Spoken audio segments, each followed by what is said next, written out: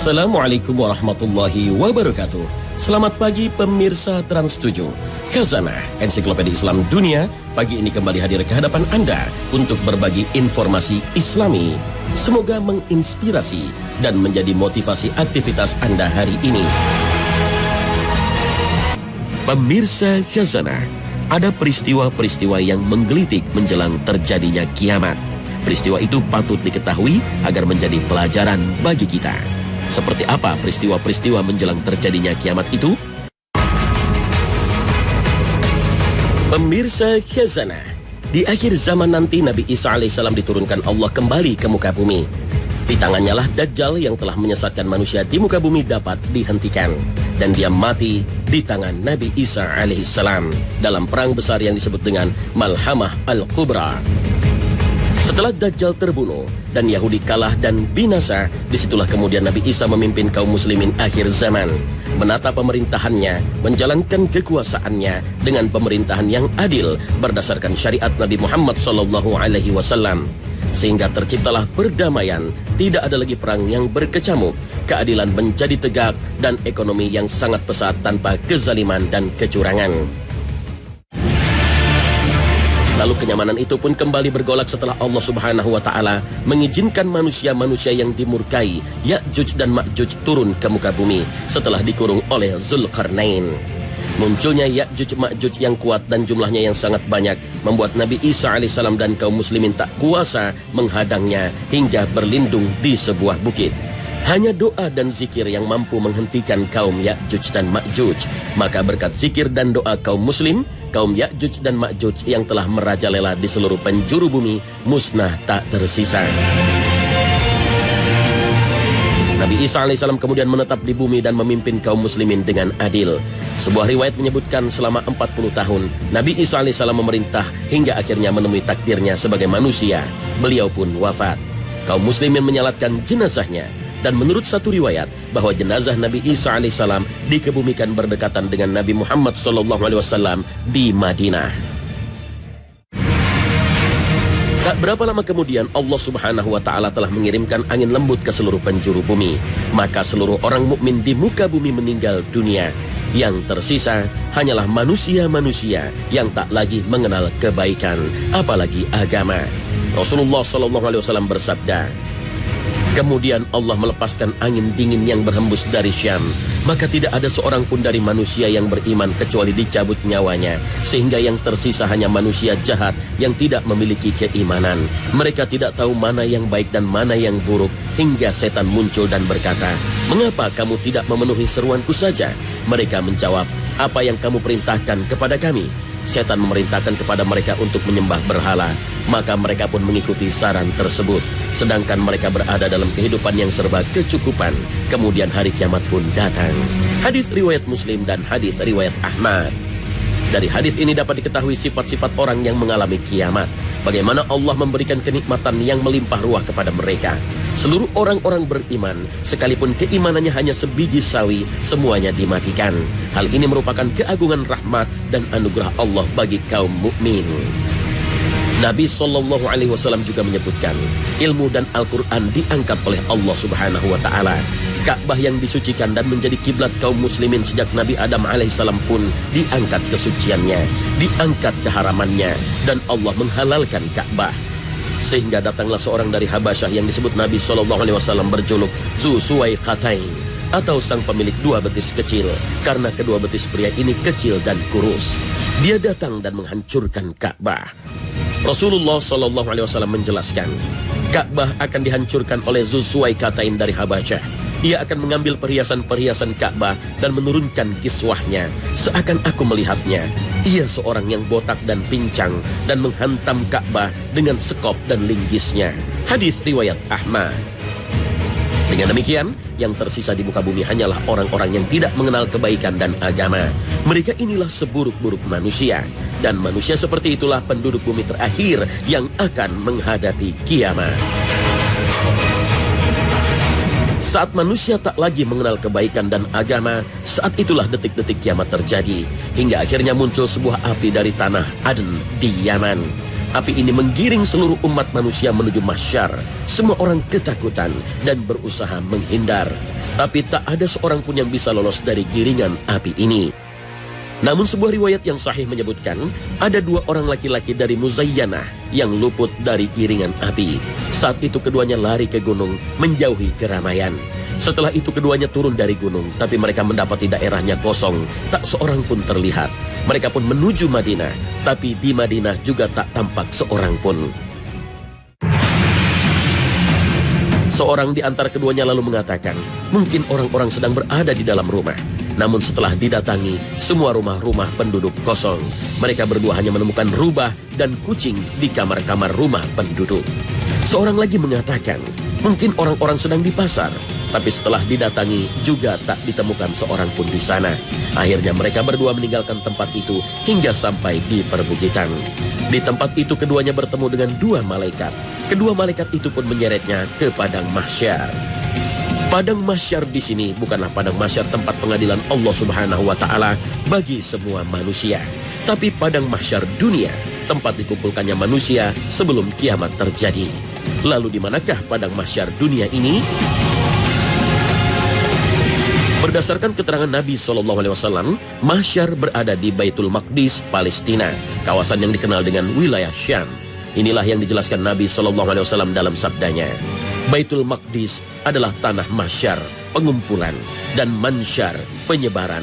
Datangilah dan sholatlah kalian di dalamnya. Hadis riwayat Ibnu Majah dan Hakim. Inilah detik-detik kiamat itu. Namun tak ada seorang pun yang tahu kapan kiamat yang dahsyat itu terjadi. Nabi SAW, bahkan malaikat Jibril juga tidak tahu. Inilah kejadian yang dirahasiakan Allah Subhanahu wa taala. Nabi SAW hanya memberikan isyarat kiamat akan terjadi jika tanda-tanda besar ini terjadi dalam sabdanya. Rasulullah bersabda, sesungguhnya tanda-tanda kiamat pertama yang akan terjadi adalah terbitnya matahari dari tempat terbenamnya dan keluarnya seekor binatang kepada manusia pada waktu duha.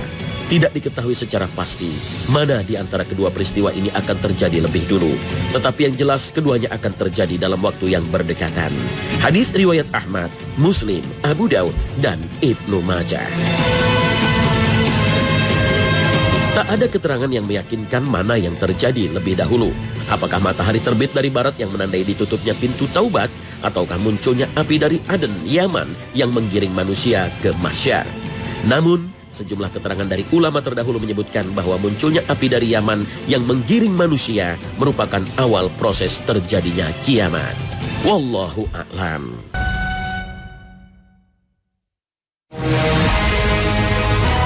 Pemirsa Khazanah, dalam melakukan berbagai macam transaksi modern tanpa sengaja dan disadari, kita sering terjebak pada praktik riba. Hal ini pernah diprediksi oleh Nabi SAW dalam sabdanya. Sungguh akan datang kepada manusia suatu masa ketika tidak ada seorang pun di antara mereka yang tidak akan memakan harta riba. Siapa saja yang berusaha untuk tidak memakannya, maka ia akan tetap terkena debu ribanya. Hadis riwayat Ibnu Majah dan Abu Daud. Praktek-praktek riba akan menyebabkan pelakunya terjebak dalam perbuatan dosa yang terus-menerus selama praktek itu dilakukan dan tidak dihentikan. Padahal praktek riba bukan masalah sederhana, tapi termasuk praktek yang mengakibatkan dosa yang luar biasa. Para ulama sepakat bahwa praktek riba merupakan salah satu perbuatan yang mengakibatkan dosa besar, bahkan lebih besar daripada dosa zina.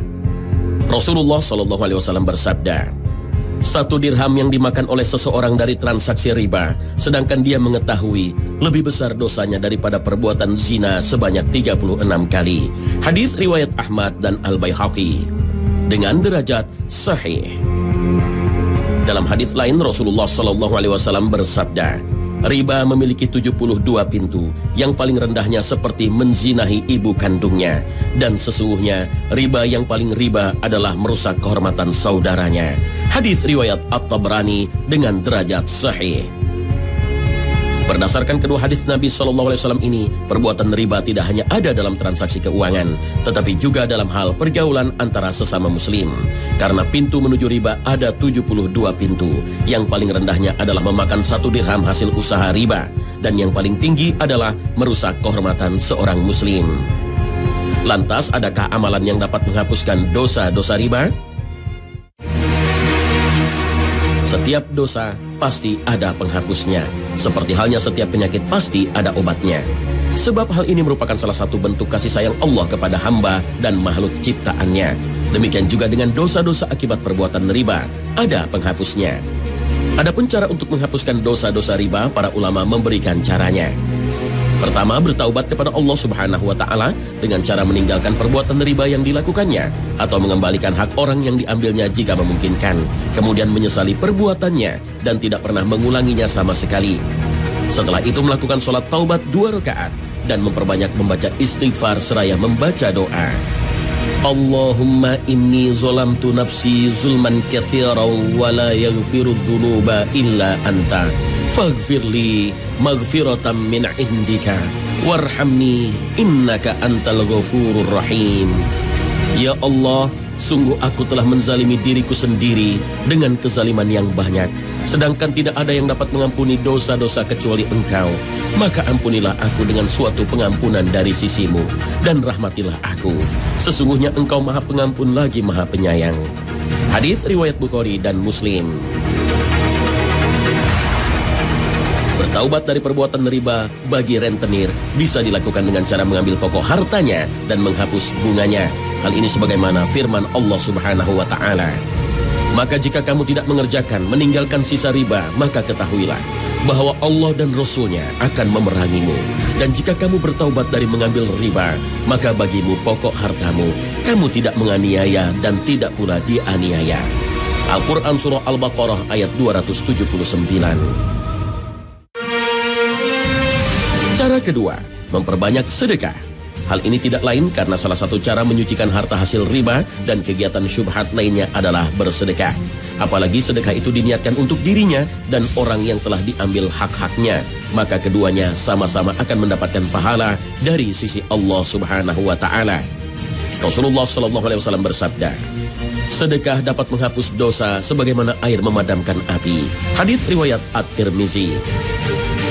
Selain itu, taubat dengan cara bersedekah juga dapat dilakukan dengan memberikan penangguhan kepada orang yang berhutang karena kesulitan ekonomi, atau menyedekahkan sebagian atau semuanya dari hutang itu kepadanya, sebagaimana Allah Subhanahu wa Ta'ala berfirman, dan jika orang yang berhutang itu dalam kesukaran, maka berilah tangguh sampai dia berkelapangan, dan menyedekahkan sebagian atau semua utang itu lebih baik bagimu jika kamu mengetahui.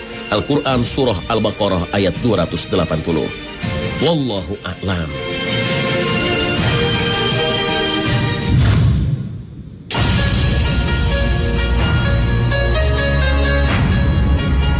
Pemirsa Khazanah, jika kematian telah datang, seseorang tak bisa lagi meraih keinginannya.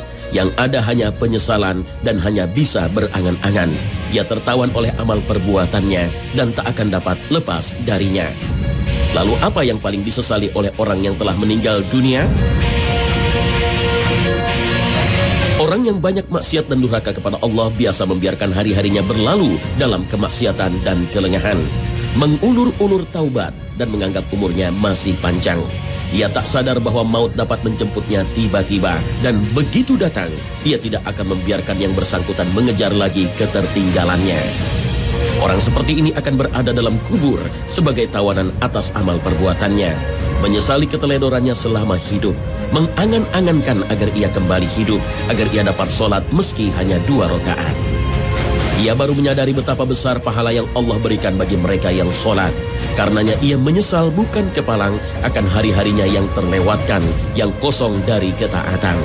Ia menyesal akan menit-menit yang ia habiskan sekedar untuk bersenda gurau. Mereka ingin dikembalikan ke dunia walau sesaat, tak lain agar dapat mendermakan harta mereka di jalan Allah. Lalu dari mana kita tahu orang-orang yang telah mati di dalam kubur itu menyesal dan berangan-angan? Allah Ta'ala menceritakan angan-angan mereka dalam firman-Nya.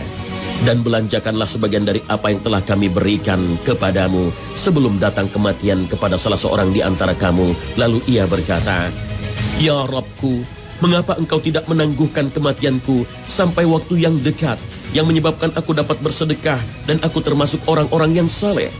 Al-Quran Surah Al-Munafiqun ayat 10. Sayangnya, setelah kesempatan itu hilang, mereka baru yakin bahwa sedekah termasuk amalan yang paling dicintai Allah.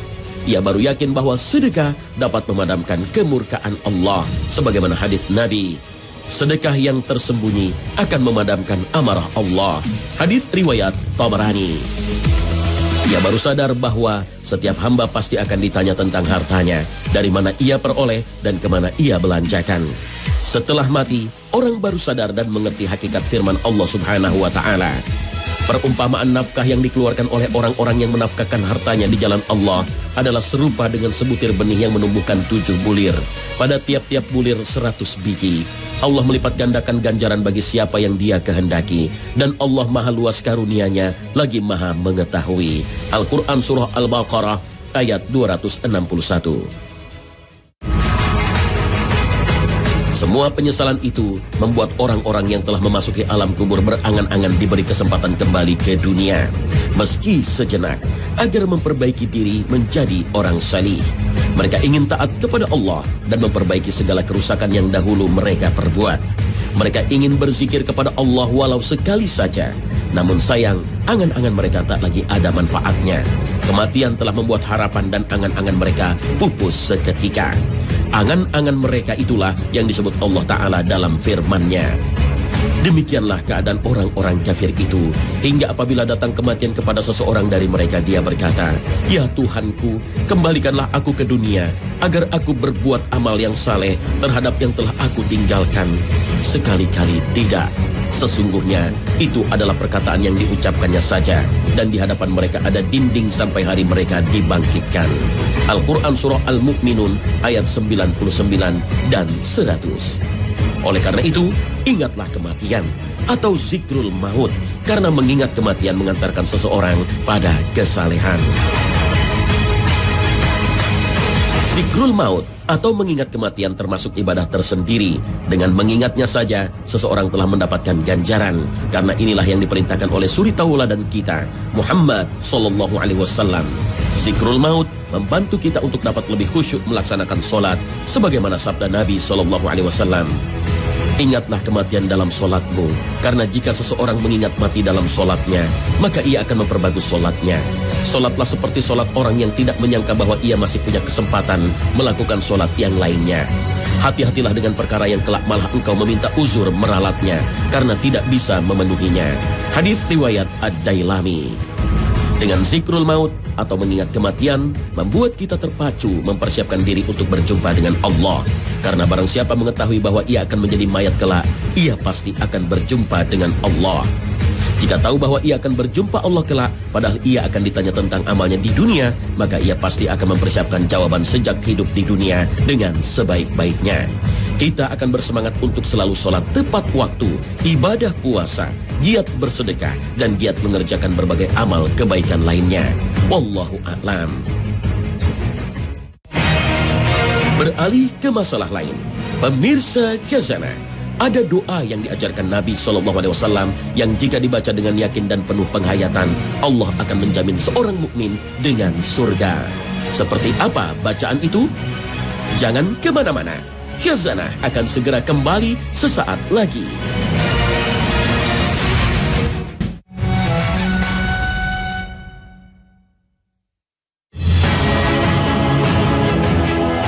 Pemirsa Khazanah, hampir semua kita umat muslim tentu tak asing lagi dengan bacaan istighfar.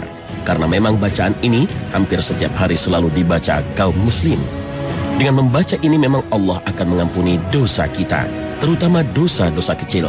Tapi pernahkah kita beristighfar dan memohon ampun kepada Allah dengan membaca bacaan yang lebih agung dari hanya sekedar membaca astagfirullah? Karena Nabi SAW mengajarkan umatnya untuk selalu membaca istighfar yang lebih spesifik dan lebih agung, yang jika dibaca, direnungi dan diyakini, maka jika ia mati akan menjadi penghuni surga. Bacaan inilah yang disebut dengan Sayyidul Istighfar atau penghulunya istighfar. Atau bisa juga kita sebut dalam bahasa populer dengan sebutan The King of Istighfar. Lalu istighfar seperti apa bacaannya?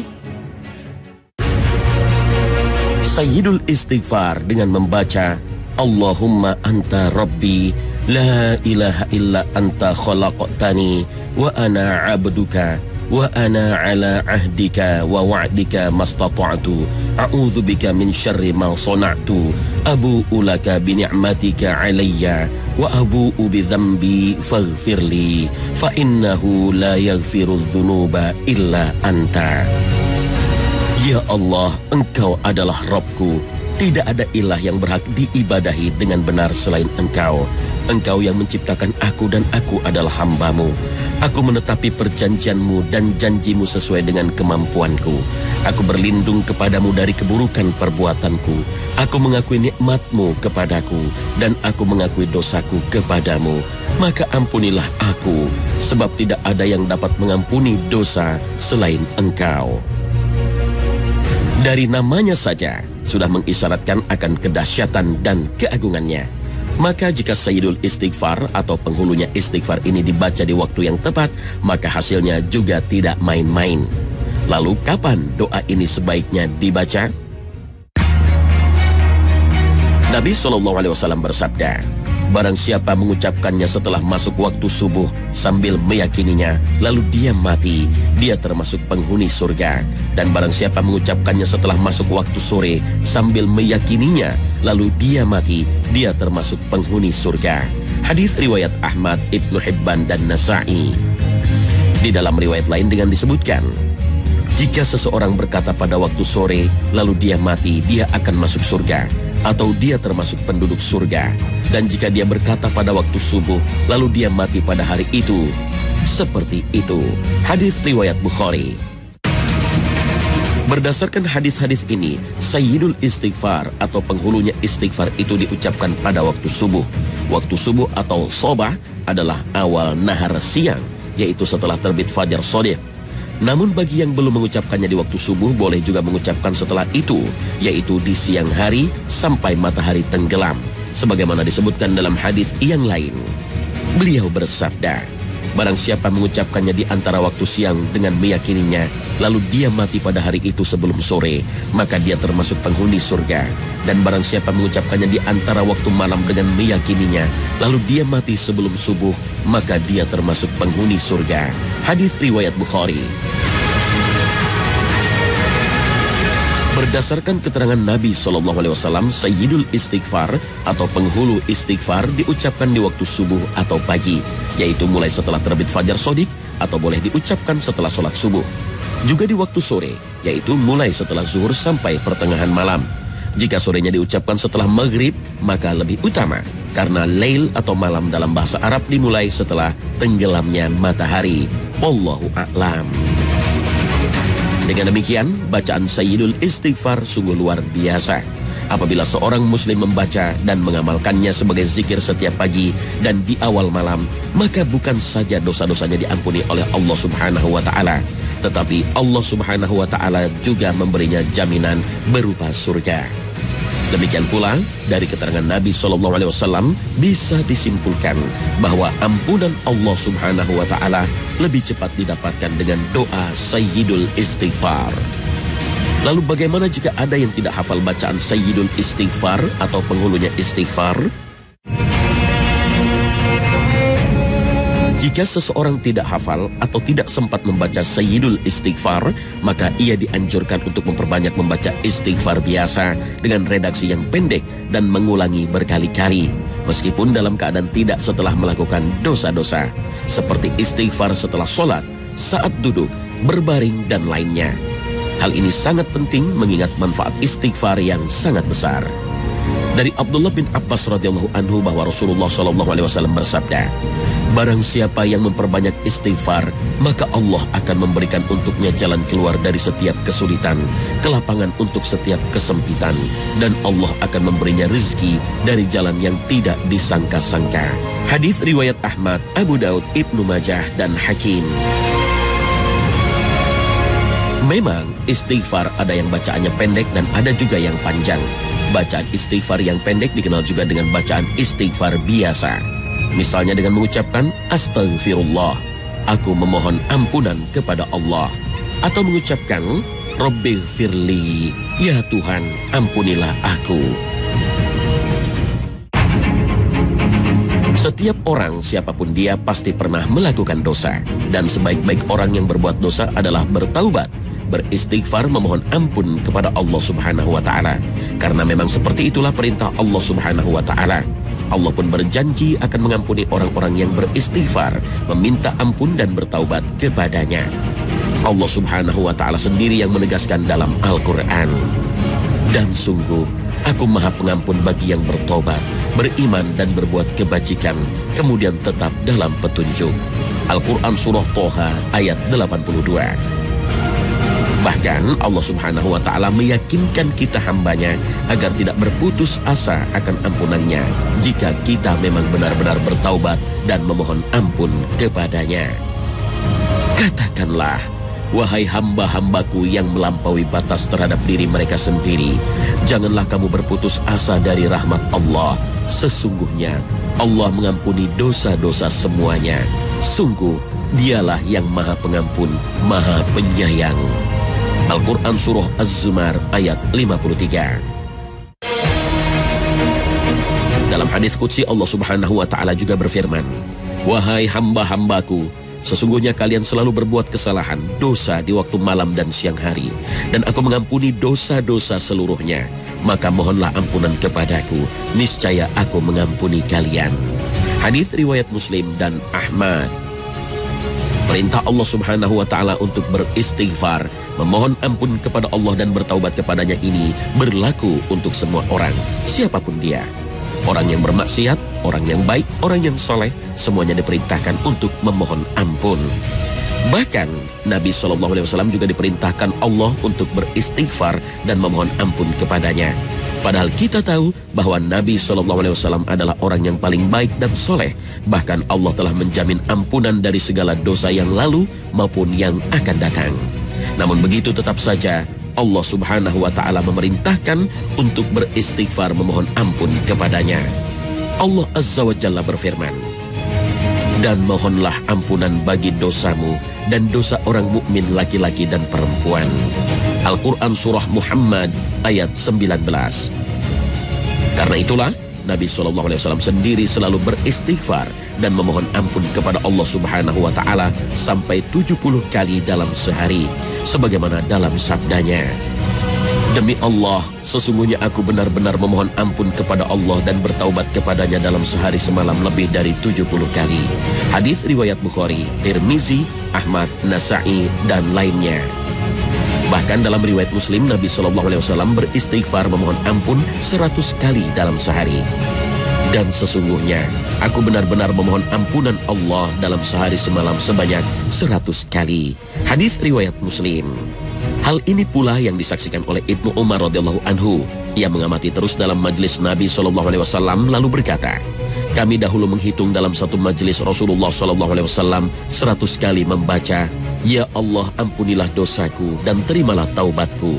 Sesungguhnya Engkau Maha Penerima Taubat dan Maha Penyayang. Hadis riwayat Abu Daud, Tirmizi, dan Ibnu Majah. Dari sini kita memahami betapa beristighfar, memohon ampun kepada Allah dan bertaubat kepadanya merupakan masalah yang tidak sederhana. Ini masalah yang sangat penting dan luar biasa yang hendaknya menjadi perhatian kaum muslim dalam menjalani hidupnya sehari-hari. Karena istighfar merupakan kunci keselamatan hidup di dunia dan akhirat. Bahkan dengan istighfar itu pula Allah Subhanahu wa Ta'ala menjamin keselamatan dan keamanan kita. Inilah yang ditegaskan dalam Al-Quran. Dan sekali-kali Allah tidaklah akan mengazab mereka sedang kamu Muhammad berada di antara mereka, dan tidaklah pula Allah akan mengazab mereka sedang mereka meminta ampun. Al-Quran Surah Al-Anfal ayat 33. Terkait dengan ayat ini, para ulama menyebutkan bahwa Allah Azza wa Jalla memberikan rasa aman kepada manusia dengan dua hal, yaitu adanya Nabi SAW di antara mereka dan istighfar. Sekarang Nabi SAW telah wafat, berarti yang masih tinggal satu, yaitu istighfar. Oleh karena itu, istighfar menjadi pengaman dari kemarahan Allah Azza wa Jalla. Dan juga orang-orang yang apabila mengerjakan perbuatan keji atau menganiaya diri sendiri, mereka ingat akan Allah, lalu memohon ampun terhadap dosa-dosa mereka. Dan siapa lagi yang dapat mengampuni dosa selain dari Allah? Dan mereka tidak meneruskan perbuatan keji itu sedang mereka mengetahui. Al-Quran Surah Ali Imran ayat 135. Ibnu Abbas radhiyallahu anhuma menuturkan, tidak ada dosa besar jika diiringi dengan istighfar, dan tidak ada dosa kecil jika dikerjakan terus-menerus. Wallahu a'lam.